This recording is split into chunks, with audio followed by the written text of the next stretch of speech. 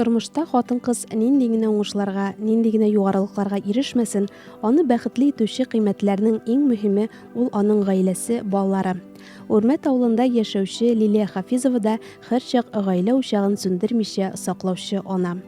Һәм үзенең бәхетенең асылын гаиләсенең бердәмлегендә ди. Мин үзем югары Яркей авылында туып үскән кыз инде, менә хәзер 9 ел тормыш иптәшем белән авылда яшәйбез. Үзем дә теге Яркей кызы булсам да, ирем дә менә шәһәрнеке булса да авылда тәм табып, менә ләззәт табып, матур итеп тормыш күтәрергә тырышып ятабыз. 3 кыз үстерәбез, кызлар мәктәпкә йөриләр, балалар бакчасына баралар инде йөриләр. Шуңа авылда да яшәргә була. Хезмәт сөйсәң, тырышсаң, авылда ашка үлмәйсең. Лилия Рауил кызы 2 елдан артык авыл клубын җитәкли. Төрле мастер-класслар үткәреп, балаларны тәрбияләүгә, үзешчәннәрнең сәләтен үстерүгә, бәйрәмнәр уздыруда зур өлешен кертә. Өстәвенә Лилия уңган хуҗабикә. Эшнән башка яраткан шөгыле дә бар.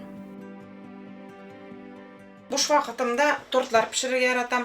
Торт пешерүгә мин ничек килдем? Менә бәләкәй кызым белән декретта яткан вакытта инде ничектер үземне эшсезлектән интеккән кебек итеп хис итеп, шуннан менә интернет аша инде онлайн курслар үтеп, шуннан менә үземне шул кондитерский эштә таптым. Шул вакытта декретта ятканда тик эшләмәгән вакытта инде кызым белән бәләкәй вакытта шулай итеп тортлар пешерә башладым. Башта инде үзем өчен пешерсәм, аннан якын тирәләрем заказ бирә башлады. Аннан инде авылда менә кемнең туган көннәр үткәрәләр, алар бирә башлады.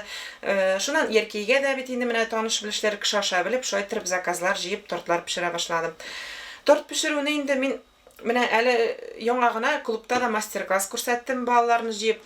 Чөнки без менә өйдә мин үзем пешергән вакытта балаларга миңа килмәгез, миңа комачаламагыз гына дип торсам да инде ул менә безнең гаиләдә генә түгел, бөтен семьяда да шулайдыр инде ул. Кухняда инде бала чаганың менә кызларның кул астына кереп үсүләре бик кирәктер дип уйлыйм. Шундыйрак менә цель белән инде балаларны, кызларны, җегетләрне чакырып, без бергә торт пешереп алар белән, шуннан шул торт белән тәм итеп чәй эчеп, шундый вот мастер-класс үткәрдем. Аннан тыш минем тагын бер шөгылем бар. Ансы инде мин блогерство алып бара башладым менә әле Инстаграмда инде минем страницамны табырга була. Тарыш, җитез ханым бар җирдә дә җитешә. Иң мөһиме зур тату гаиләнең кояшы, илһамчысы ул. Тормыш иптәше Николай белән 3 кыз үстереп, Үрмәт авылында матур дөнья көтәләр. Работал комбайнером на уборке вот здесь, в Урметово. Стоял на ремонте немножечко, вот, комбайн была поломка. Ремонтировал, двигатель снимал, вот, потому что комбайн старенький уже вот был, как бы. И вот познакомились, она работала в магазине. Ну, понравились друг другу, да. Как, будем жить? Будем.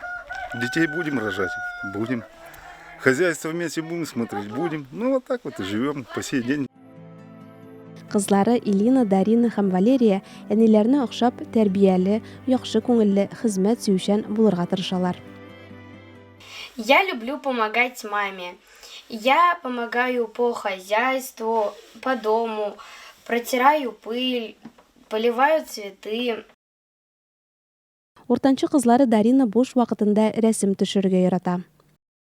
Моя мама хорошая, добрая, красивая, и я люблю рисовать, и она во всем меня это поддерживает. Төпчекләре 3 яшьлек Валерия да апаларыннан калышмый, көн саен яңа һөнәр арттыра. Мамочка, мамуля, как тебя люблю я.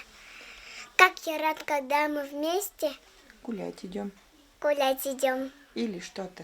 Или что-то мастерим, или просто поговорим. И как?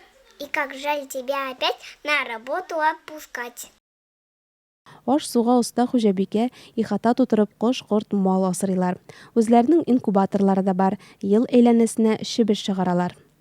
Былтыр инде без шушындый инкубатор алдык. Монсы 600 йомыркага инде. Шуннан иң беренче шушы инкубаторым инде минем. Елына бер 4-5 тапкыр бройлер чыгардым. Шуннан былтыр инде беренче тапкыр күркәләр чыгарып карадым, Аллага шөкер. Каз бәбкәләр чыгардым, үрдәкләр чыгардык үзебез.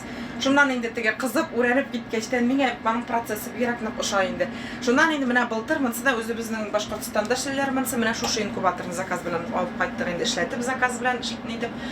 Шуңа монсы белән әле бик пользоваться итмәдек дисәм дә яңгышман, бер тапкыр каз бәбкәсе генә чыгарып карадык. Ну менә монсы минем низамением инде. Круглый год чыгарам чебешләрне.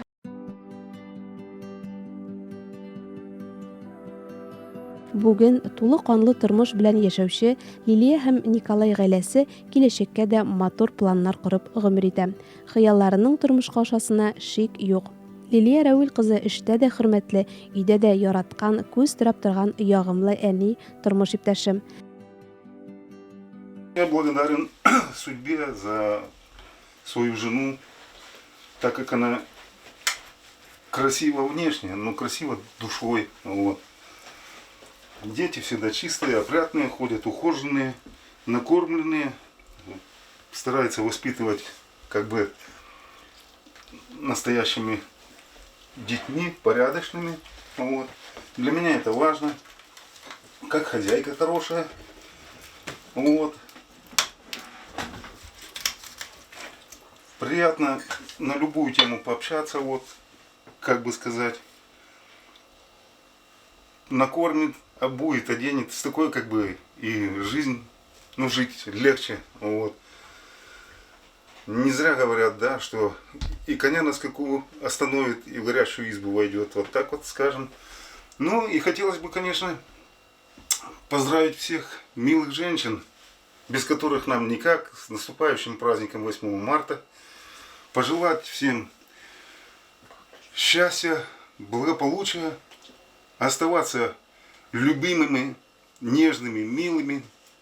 Ну и всего самого-самого прекрасного, что можно пожелать в этой жизни. Я очень люблю свою маму. Присильно. Менә шундый ул бар эшкә дә уңган, тырыш, чырыш, заман хатын-кызы. Лена Насыртдинова, Ренат Хадимуллин, Илеш телерадиокомпаниясе.